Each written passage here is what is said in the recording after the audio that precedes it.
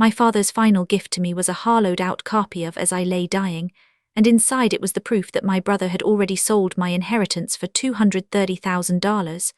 By the time the dust settled, my brother was wearing a vest that read Chapter of Forged Lies, while dusting shelves in my bookstore. Here's exactly how I dismantled his scheme. I'm Lily, and for 10 years I was the full-time caregiver for my father, a retired professor of Southern literature at the State University. I walked away from a master's program in library science when his Parkinson's reached the stage where he needed someone to lift him from bed, to cut his food into pieces he could manage, to read aloud when his own voice became a whisper trapped behind a failing diaphragm. I know the scent of acid-free paper and the way light catches the gilt stamping on a first edition.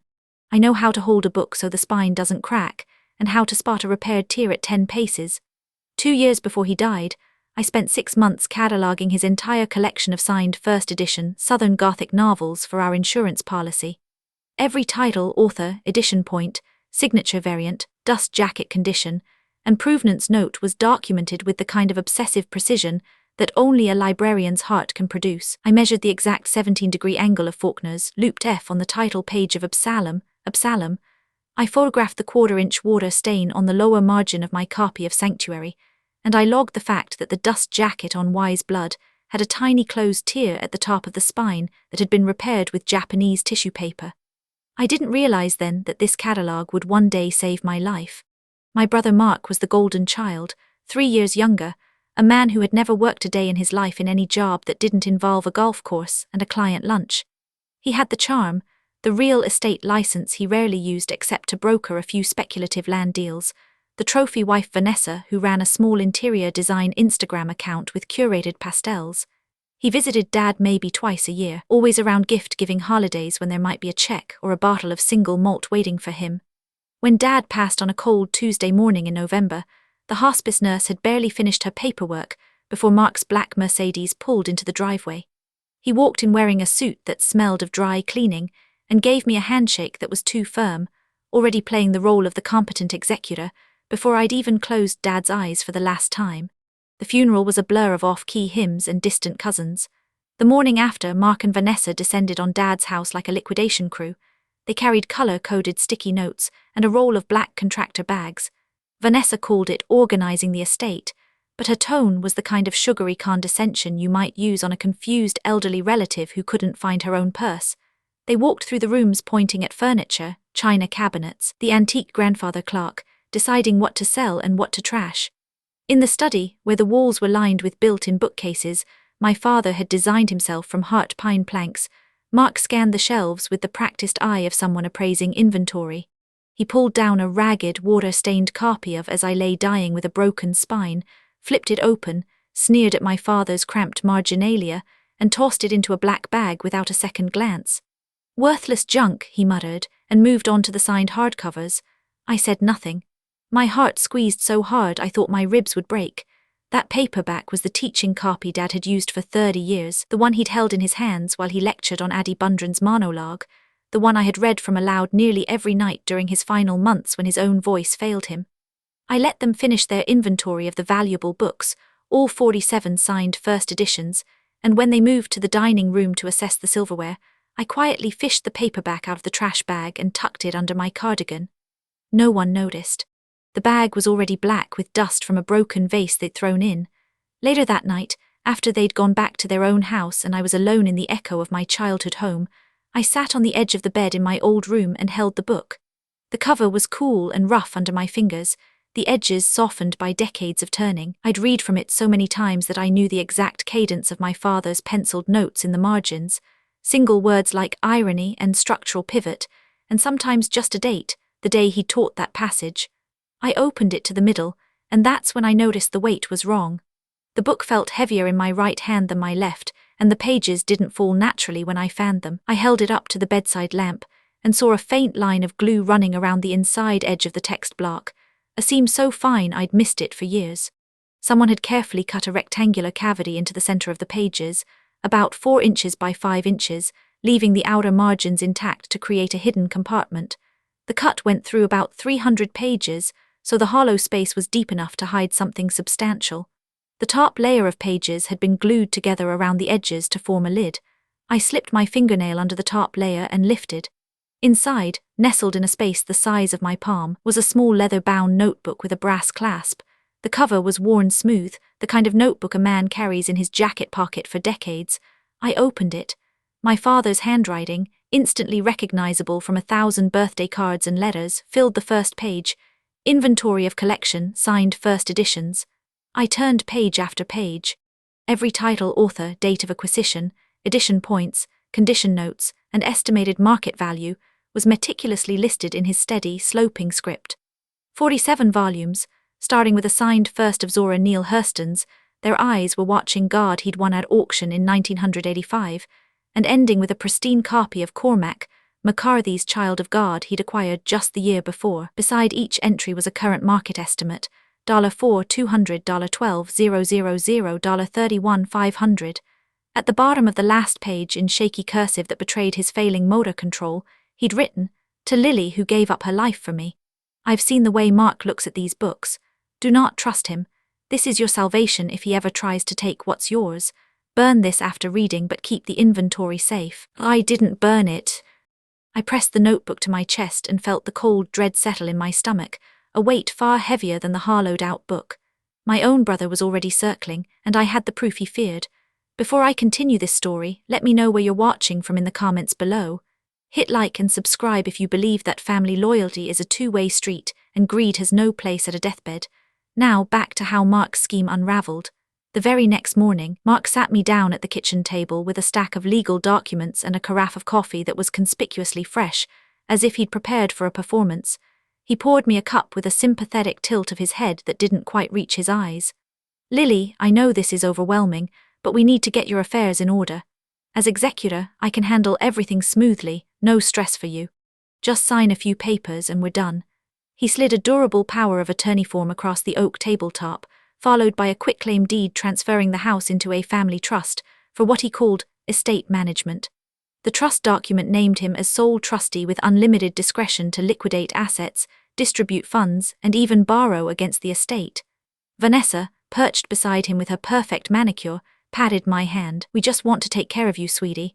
You've been so strong, now let us handle the heavy lifting." The documents were dense with legal language, but I'd read enough contracts in my library program to see the trap. Under the power of attorney, Mark could liquidate the entire estate, sell the books, the house, the antiques, and deposit the proceeds wherever he pleased. The quitclaim would hand over a property worth $300,000 without a single cent to me, and the trust he'd set up allowed him to pay himself a reasonable management fee that I suspected would be everything. If I signed, I'd be left with nothing but his promise of care. I played my part. I let my eyes go watery and unfocused. I let my lower lip tremble. "I'm so foggy right now, Mark. All the funeral planning has me drained. Can I think about it? Maybe next week when my head clears." He hesitated just a half beat too long, his jaw tightening, then he smiled that salesman's smile. "Of course, but you shouldn't be alone in this big house. We'll move you into our guest suite until you feel stronger. You'll have round-the-clock care, meals, company. It's the least we can do." Care, my foot. It was control, plain and simple. I agreed because pretending to go along was the only way to buy time. I packed a single duffel bag with my clothes, toiletries, a few books, and buried deep beneath a folded blanket, the hollowed out as I lay dying in my father's leather notebook. By sunset, I was installed in their finished basement, a space with a separate entrance and a deadbolt lock on the outside of the door. I noticed the lock was a basic Schlage single-cylinder deadbolt, and I made a mental note that the only key I'd seen hung from a hook on Vanessa's purse strap. For the next several days, I performed the role of the fragile, grieving sister so thoroughly, I almost forgot I was acting. I napped at odd hours. I asked vague, repetitive questions. I let food sit on my plate until they sent it back to the kitchen. I wore the same cardigan 3 days in a row and kept my hair in a loose, unkempt braid. They saw exactly what they expected. A middle-aged woman broken by loss, no threat, no spine. Meanwhile, every nerve in my body was recording. From the basement, the HVAC vent acted as an accidental intercom. The ductwork was old and the metal carried sound. I could hear the muffled tones of Mark's phone calls in the den directly above, especially when he raised his voice out of frustration. I started keeping a small spiral notebook hidden under my mattress, logging fragments of conversation with dates and times. I learned his schedule quickly. He left for meetings most mornings around 9 and returned by 4, while Vanessa had a standing brunch with her girlfriends on Wednesdays. I noted when the house was empty, when the cleaning service came and went, and when the mail arrived. The first piece of the puzzle came just 3 days after I moved in. Mark took a call on speakerphone in the den, his voice traveling down the vent with startling clarity.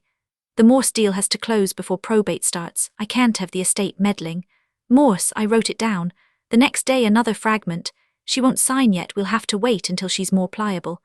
Then, the day after that, a phrase that made my blood run cold. "No, the bill of sale is backdated to the 10th. The notary has already signed off." I pieced together enough to understand that he had forged a bill of sale claiming, "I sold the entire collection to him for $1, dated a week before Dad died, a time when I never left the hospice room." He intended to argue that the books had never been part of the estate, that I'd disposed of them willingly. The sale price of $1 was a classic trick to make it look like a legitimate transaction while funneling value out of reach. I needed physical proof. Mark and Vanessa announced they were attending a real estate closing on a Thursday afternoon, and I knew they'd be gone for at least 3 hours. I waited until their car disappeared down the long driveway, then waited another 30 minutes to be absolutely certain they hadn't doubled back. Then I went upstairs. Their home office was at the end of the hallway, a room with a heavy oak desk and a 2-drawer HON filing cabinet with a cheap wafer lock. In another life, the summer after high school, I'd worked at Bevan's Hardware and Feed on Main Street. Mr. Bevins, the owner, had taught me basic lockpicking as part of the rekeying service we offered, because he believed a woman should know how to open any door she needed to. I'd rekeyed hundreds of locks in that shop. I still carried a small multi-tool in my purse, a Leatherman with a tension wrench attachment I'd modified myself years ago. I knelt in front of the cabinet, slid the tension wrench into the bottom of the keyway, and applied gentle rotational pressure. With a bobby pin bent into a short hook, I raked the pins inside the lock 3 times, feeling each tiny spring compress and release. On the third pass, the last pin set with a faint click and the plug rotated. The drawer slid open. Inside, a hanging folder labeled Dad Estate bulged with papers. The first thing I saw was the forged bill of sale. It was printed on plain white paper but notarized with a stamp from First Federal Bank. The text read, "I, Lily Ann Mitchell, do hereby sell, assign and transfer to Mark David Mitchell all of my right, title and interest in the collection of 47 signed first edition books, for the sum of $1.00. My signature appeared beneath in blue ink, too uniform, too steady, missing the slight tremor that has always been in my handwriting since a childhood fall broke 2 fingers on my dominant hand. My capital L always tilts leftward at exactly 19 degrees from vertical. My father used to tease me that it looked like it was leaning into a strong wind. The signature on the bill stood perfectly upright, every letter a carbon copy of the next. I knew it at a glance, a traced forgery, likely lifted from a birthday card I'd sent Mark years ago. Next to it was a notary acknowledgement with a seal and a signature from a notary named Patricia Hume, dated the 10th of the month. I'd never met the woman. Behind that, a printout of a wire transfer confirmation from Morse Dealer Group for $230,000 to an account at Cayman National Bank, account number ending in 8821. And then an email from Silas Morse himself, thanking Mark for the excellent provenance, noting that the collection matched the condition report he'd been given from the insurance catalogue provided, and listing all 47 titles. He even referenced a few books by specific condition notes: The Water Stain on Sanctuary, The Tear on Wise Blood. My insurance catalogue, the one I'd spent 6 months building, had been used as the sales brochure for my own theft. My breath went shallow. I photographed every document with my phone, careful to capture dates, stamps, account numbers, and the flawed signature. I then noticed a folder marked Cayman account statements and opened it. There were 3 monthly statements, each showing a balance growing from an initial deposit of $230,000 to $233,500 with accrued interest. So the money was still there, not yet spent, a fact I'd later used to freeze it. I closed the drawer, reset the lock, and returned to my basement cell. I now had the smoking gun, but I needed more. Over the next 2 weeks, I systematically gathered additional evidence, while Mark and Vanessa grew more impatient. I found that Vanessa sometimes left the basement door unlocked during the day because she hated fumbling with the key. I began making brief trips into the kitchen and living room under the pretense of getting water or stretching my legs. I noticed their spending habits. A new 85-inch television appeared in their media room, still in its box with a receipt taped to it for $4,200. Vanessa posted photos on social media of a shopping trip to Atlanta, bags from Louis Vuitton and Tiffany hanging from her manicured fingers. Meanwhile, I was being served leftovers on paper plates, and they encouraged me to contribute my small disability check to household expenses, which I knew was a way to siphon any remaining independence I had. I gave them $20 a week, a token of compliance, and marked every transaction in my hidden notebook. Then one afternoon I heard Mark take a frantic call on speakerphone, a man's voice harsh and demanding. "The Crowley payment is 3 weeks past due. We're calling the note." Mark's voice cracked. "I told you the money's coming from the estate. The books are already sold. I just need the sister to sign off and it clears." The caller threatened legal action and hung up. Mark slammed a fist on the kitchen counter, noticed me standing in the doorway, and his face flickered through surprise, then smoothed into that fake smile. "Just business, Lily. Nothing for you to worry about." I nodded vaguely and shuffled away, but I'd heard the desperation. He was over-leveraged, using my inheritance to plug holes in his failing real estate schemes, and time was running out. The next day I noticed shredded documents in the recycle bin under his desk. I waited until they were both occupied with a dinner party in the dining room, then retrieved the bag. Using tweezers and a glue stick from the craft drawer, I spent 3 hours at my basement table reconstructing the fragments. It was a credit card statement for an American Express Platinum card in Mark's name, showing a $62,000 balance with purchases for luxury watches, a jet ski, and a payment to a casino resort in Biloxi. Next to it, a loan application where he had listed the book collection as collateral, describing it as unencumbered assets held in trust. The arrogance was breathtaking. I knew I needed a lawyer and a forensic ally. I reached out to Sheila Darnell, a woman I'd been in library science cohort with before I dropped out. She had since pivoted to law school and become a formidable probate attorney in the next county. We met at a Waffle House off the interstate at 6 in the morning, because I trusted the clatter of dishes and the hiss of the griddle to mask our conversation. I laid out the photographs on the Formica table alongside my father's leather notebook and the reconstructed credit card statement. Sheila studied them, her sharp brown eyes moving across each image, and when she looked up, her expression was the cold anger of someone who had seen too many families tear themselves apart over inheritance. "This is textbook fraud, Lily," she said. "Forgery, grand larceny, conversion, probably wire fraud if he crossed state lines, but the notebook from your father, that's what turns this from a dispute into a slam dunk. It's a dated, authenticated record of the collection's existence and value, predating the forged sale. Combine it with your insurance photos, and the forgery crumbles under a handwriting expert's analysis. If we can prove you never signed that bill of sale, everything else falls apart." She told me we would file an emergency petition in probate court for replevin, a legal action to recover stolen property, and simultaneously seek an order to show cause why Mark should not be removed as executor. She also suggested we contact Silas Morse directly. He's likely an unwitting buyer, but he won't want to be caught holding stolen goods. If he cooperates and freezes the books, we get them back without a messy fight. I'll call him today. Sheila retained Dr. Elaine Kwon, a forensic document examiner with 20 years' experience and a PhD in forensic handwriting analysis, who agreed to examine the original bill of sale. I continued to play along with Mark's script while the legal machinery turned. Sheila had me download a secure voice memo app that could be activated with a triple press of my phone's side button, and she coached me on how to steer a conversation to get clean admissions on tape. I learned that in many states, only one-party consent is needed for recording, and she confirmed that we were in such a state, so I started recording. The breaking point came when I could no longer contain my need to see the depth of his depravity. I staged a medical scare. I'd been taking a mild blood pressure medication for years, a beta blocker called propranolol, and I knew that if I skipped a dose for a day I could feel lightheaded without doing real harm.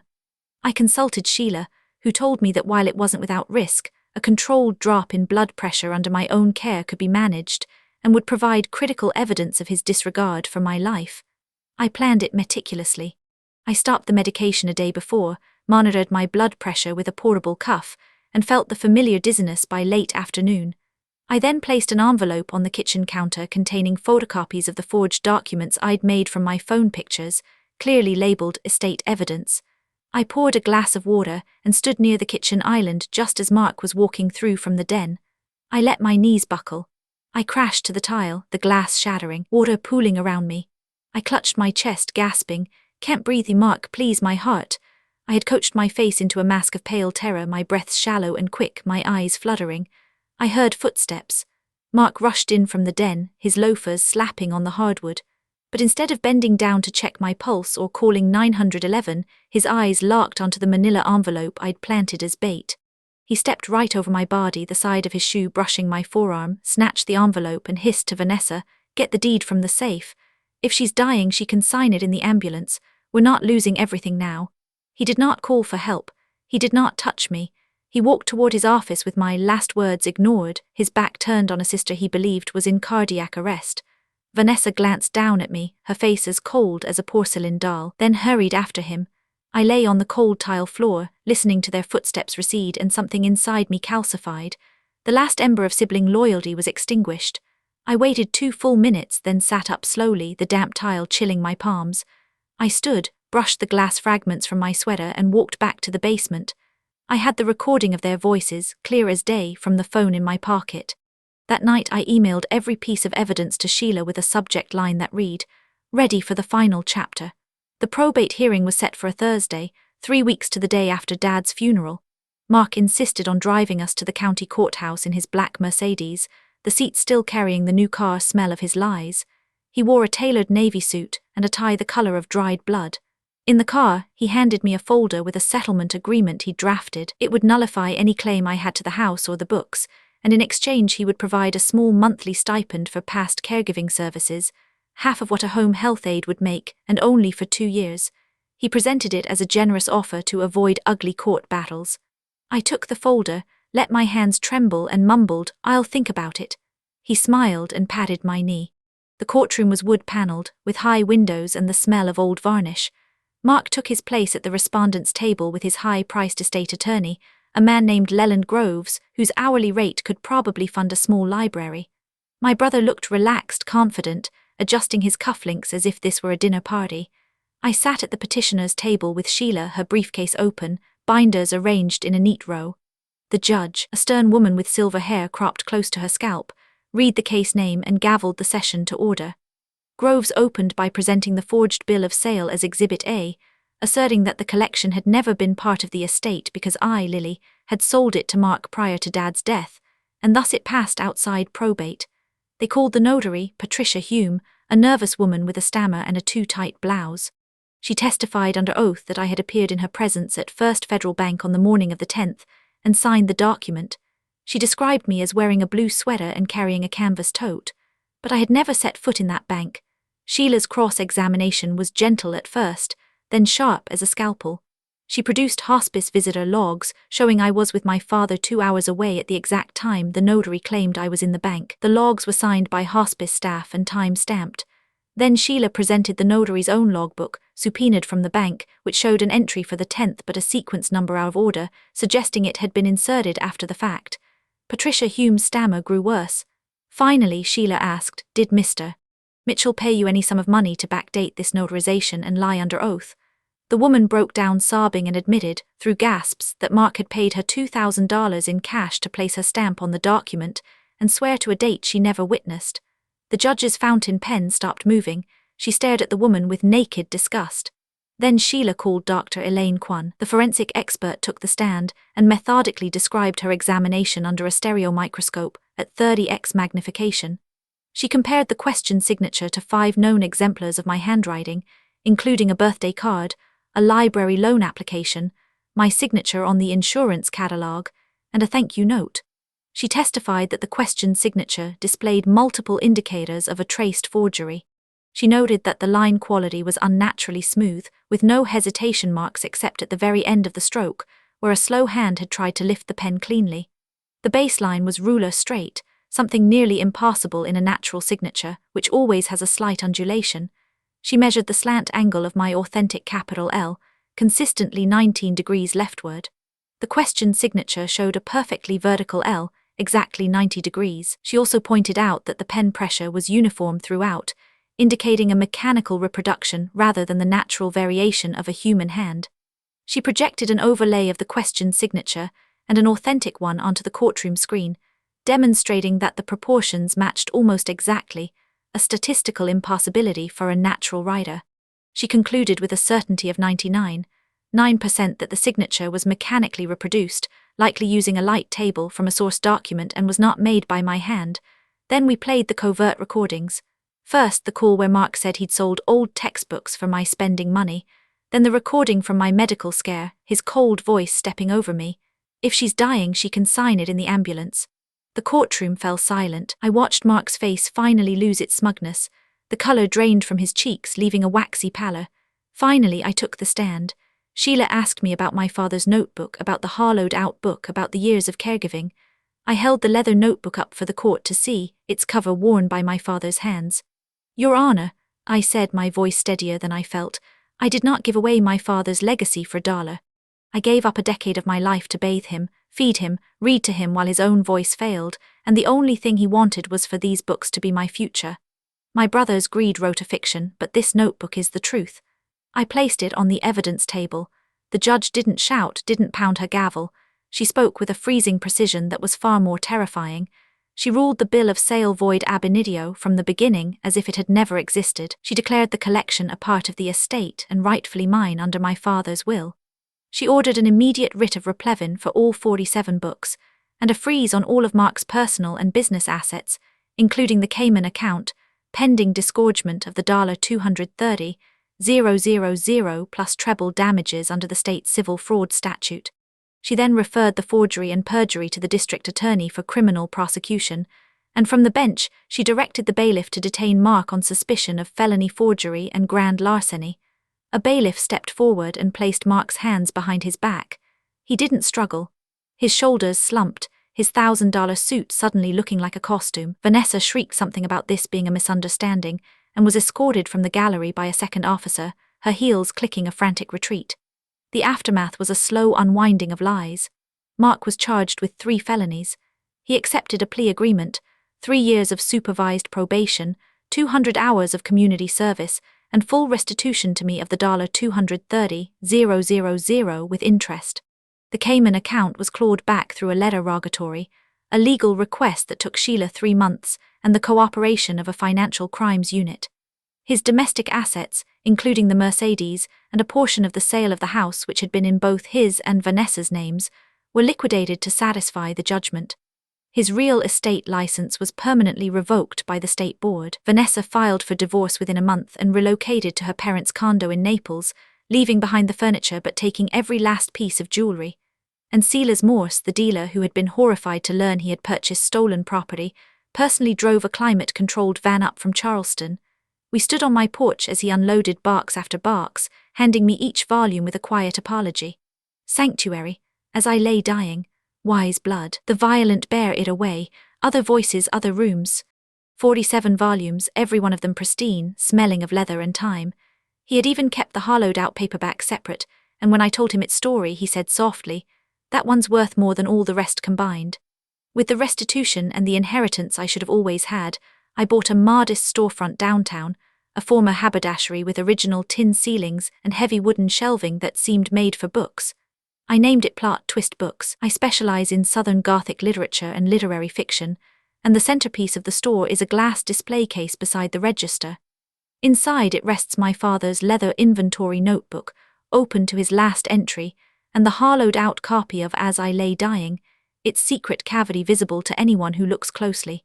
And as a condition of his probation, when no one else would hire a convicted forger whose reputation was ash, I offered Mark a job. With the judge's approval, he reports to my store every Tuesday through Saturday at 8 in the morning. He wears a custom embroidered black vest with chapter of forged lies, stitched in golden thread across the back. He dusts the shelves, he sweeps the floor, he barks his online orders, and he speaks to customers in a voice so subdued you can barely hear it. With every sale, I tuck a small cream-colored bookmark into the bag, printed with a short version of this story. How a daughter reclaimed her father's legacy, how a notebook hidden inside a ruined book became a weapon, and a reminder that some stories cannot be forged. Sometimes I watch him through the security camera, this man who stepped over what he thought was my dying body, now running a microfiber cloth along a row of first editions he once tried to steal, and I think of my father's favorite Faulkner line. I declined to accept the end of man. He knew me, he knew Mark, He had already written the ending long before any of us saw the plot twist coming. I visit his grave on Sunday mornings with a thermos of coffee and read him snippets of new acquisitions. The grass is always green, and the silence is the grateful kind. Have you ever discovered a dark secret about someone you trusted completely? How did you handle it? Drop your story in the comments. I read every single one. And if you believe the truth always finds its way to the surface, hit like and subscribe for more stories of ordinary people who refuse to be erased. My name is Lily, and this is the final chapter of a story Dad wrote just for me.